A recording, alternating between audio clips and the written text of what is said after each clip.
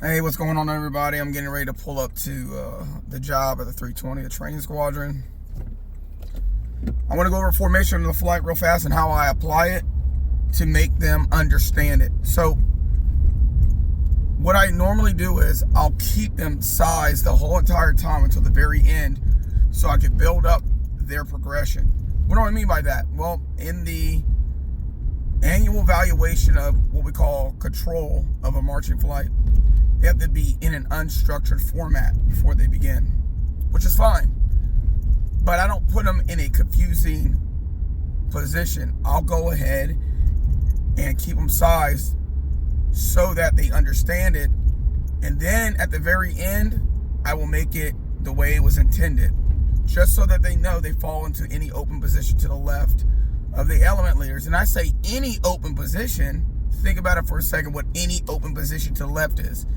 It doesn't state that you have to be right directly to their left. It's just any open position. So just keep that in mind as you teach this class and apply it. So here's my application process. My application process is as follows. I'll start with each rank. So the first rank, they're going to be already in line formation, and it's pretty interesting. In the lesson plan, it does not state that the requirement is to form up in line formation as a requirement, which I think is insane. But that's okay. So I'll do the guide on bear first, and he'll halt. He'll put his arm up, and he'll wait for the first element leader to get to his left or her left. And then what'll happen is I'll get the first rank. Maybe just the first element leader. Say, hey, first element leader and guide on bear, you have to exactly know where you need to be at. So then the first element will go as soon as the first element has been touched by the guide on bear, he'll automatically execute a ready front and it simultaneously go to order guide on. And then I'll get the rest of the first ring, all the element leaders up, making sure their head and eyes stay straight forward because there ain't nobody to the right. And make sure they have snap when they do their automatic dress ready dress. So in previous lessons, I'm always talking about snap, snap, snap. Make it look good, make it look disciplined. It's very important that they fulfill it. Don't allow them to be mediocre. Have that snap and that pride. And everybody's going to notice how different you are. It is not difficult, but it just takes time. And remember, time is the most valuable asset that a trainee has. They need your time to get better. And then the second rank, I'll say, second rank fall in, third rank fall in, fourth rank fall in. And as they come up, I make sure that they're like spreading out a little bit to the left. It's a lot easier to take short, choppy steps to the right than get slapped in the face when they get too close to somebody. So practicing risk management, I'll make sure that each rank does it one rank at a time, one rank at a time, one rank at a time, make sure they don't run into hands. And then I do it 2 ranks at a time. If they mess up, start over. Just start all over because everybody's going to need practice anyway. And what I also stress is I want your heels to come together first. So I should hear boom, pop. So I'll say stop, pop, chop. Stop, pop, chop. Stop, pop, chop. The whole way down. And that'll make it so that they become very proficient at it. Then I'll do half the flight. Fall in. I'll have the second half just stand fast and I'll look at just half the flight. Makes it easier for you to make corrections. And it makes them understand what's going on more and more as I add more ranks. And then the second half will come. And then I'll do everybody.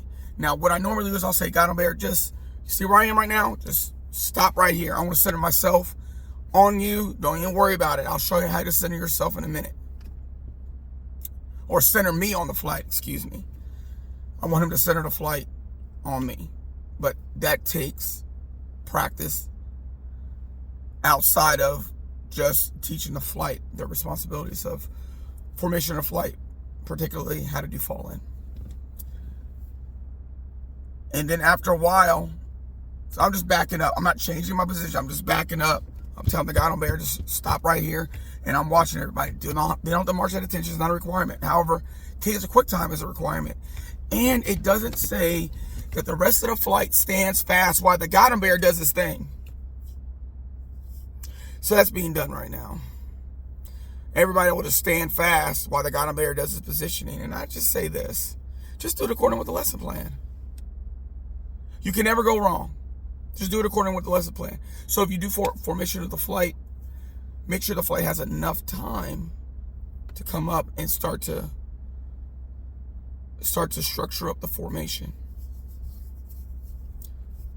And then I'll go like this. Hey, guy on bear, see where you are right now? You're on my left, and the center is rank number 5.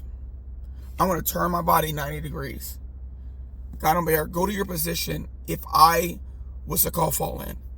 And make sure he goes to your left, and he goes about. So this is what I do. If you have 5, if the center is 5, they need to take 7 steps past you.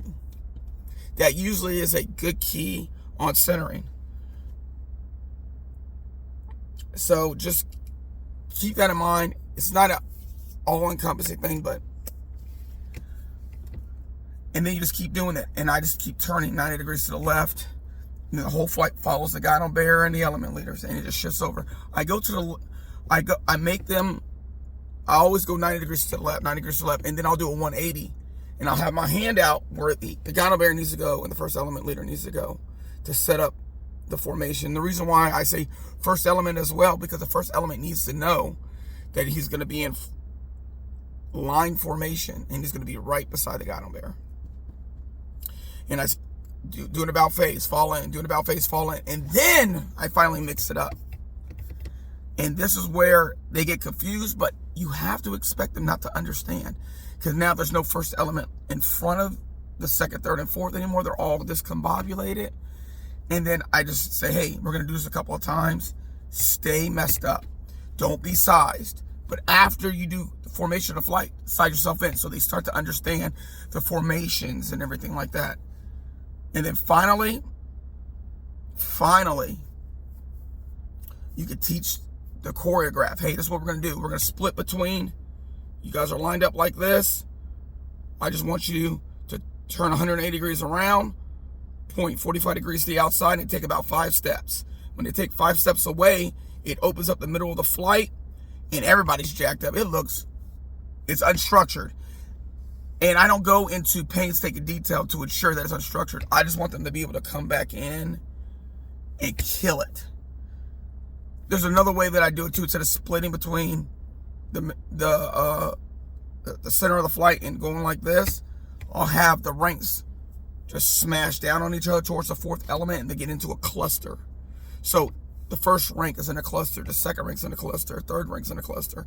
And then when I say fall in, they just break out of their cluster and get right back into line formation. And they won't need to size. There'll be some instances where somebody's going to go, oh, I don't know where I'm going. That's okay. They know to fall to any open position to the left of the element leaders. So that's all I got. I got to get in for roll call. I hope this helped.